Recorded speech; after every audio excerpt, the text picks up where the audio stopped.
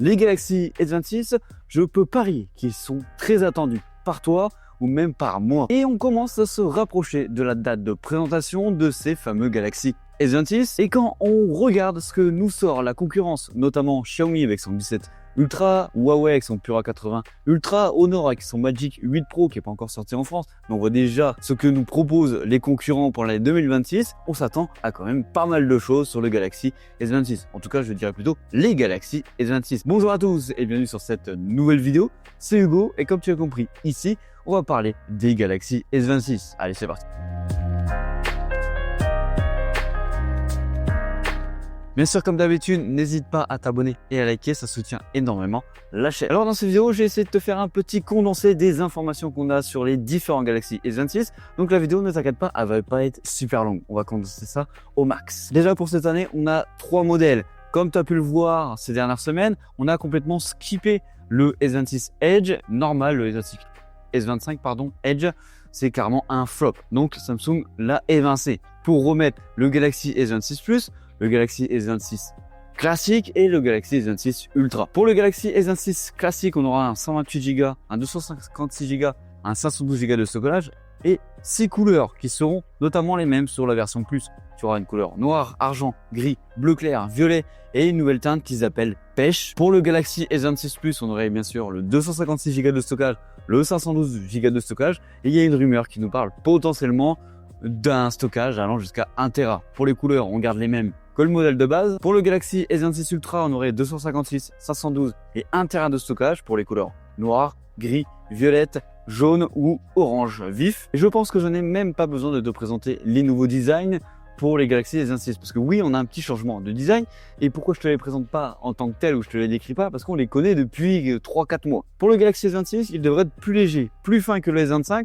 En épaisseur, on serait seulement de 6,9 mm. En vrai, c'est vraiment très petit. Avec un poids vraiment condensé de 164 grammes. Pour les dimensions, on serait sur 149,4 par 71,5 par 6,9 mm pour une dalle d'écran de 6,3 pouces. Donc vraiment le petit format de chez Samsung avec les dernières nouveautés. Pour le même téléphone, mais au format plus grand, c'est-à-dire le S26 Plus, on va retrouver une épaisseur d'environ 7,3 mm pour un poids d'environ 191 grammes et des dimensions de 156,4 par 75,8 par 6,3 mm. Et on a une petite rumeur persistante qui nous dirait que comme quoi l'écran ici serait de 6,9 pouces, se rapprochant de la taille du S26 Ultra en termes d'écran. En parlant de celui-ci, le S26 Ultra lui serait encore plus fin avec une épaisseur de 7,9 mm. On commence vraiment à être sur des téléphones de plus en plus fins et ça c'est hyper intéressant car on a de moins en moins des grosses briques en main. Il devrait avoir un poids condensé à 214 grammes avec des dimensions de 163,6 par 78,1 par 7,9 mm. Si tu l'as remarqué, le changement le plus notable au niveau du design, c'est à l'arrière sur les blocs photo.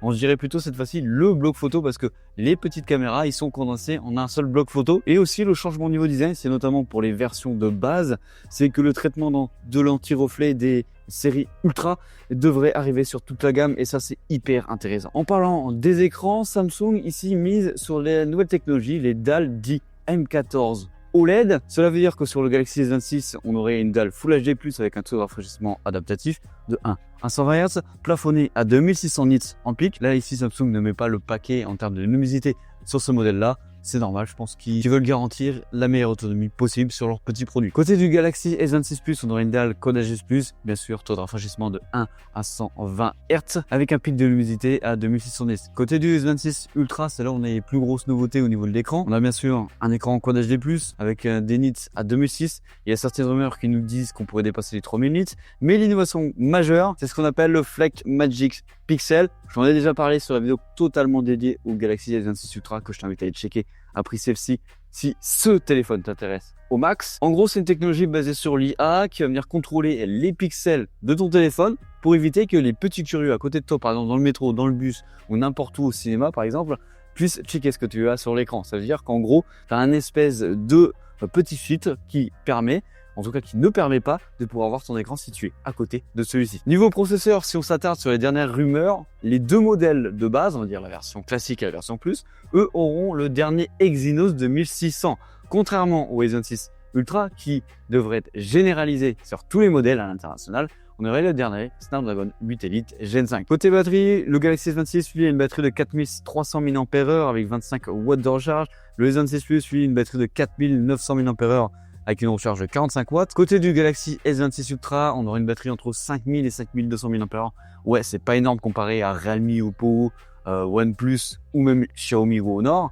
Mais on aurait cette fois-ci enfin une recharge rapide un petit peu plus puissante de 60 watts. Alors la chose aussi qui a notifié, c'est qu'on aurait nativement la même chose que les pixels, c'est-à-dire la norme QI2, c'est qui te permet d'avoir un anneau métallique directement dans le téléphone pour pouvoir avoir une recharge par induction ou coller ton téléphone sur n'importe quel objet avec un aimant. Côté photo, le Galaxy S26 et S26 Plus, eux, partagent la même chose, c'est-à-dire que tu as un capteur principal de 50 mégapixels. C'est un matériel qui est inchangé par rapport aux versions précédentes. Ils auraient un ultra grand angle de 12 mégapixels, un téléobjectif qui passerait de 10 à 12 mégapixels pour un zoom optique x3 et un selfie de 12 mégapixels. Côté du S26 Ultra, on a quelques changements au niveau photo.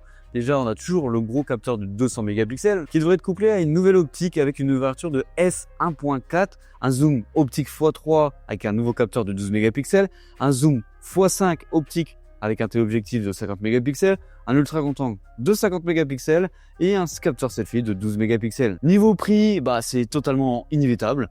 Ça va encore augmenter. Encore une fois, on n'a jamais de baisse sur les prix. D'après les rumeurs, on devrait avoir une augmentation selon les modèles de 50 à 100 € par rapport au prix de cette année. La date de sortie, elle est pressentie pour le 26 février 2026 à San Francisco. Ouais, c'est plus tard qu'année dernière, parce que je crois, si je me trompe pas, l'année dernière, elle a été présentée en janvier. Là, c'est en février. Donc voilà, on arrive sur la fin de cette vidéo. N'hésite pas à me dire en commentaire ce que tu attends tout simplement de ces Galaxy S26. Lequel tu vas choisir? Est-ce que cette année, tu vas renouveler l'expérience chez Samsung ou tu vas aller directement chez un concurrent? Parce que Honor, Xiaomi, ils ont l'air de proposer des choses hyper intéressantes. Allez, c'était Hugo Sortir Top comme d'habitude. Allez, bisous.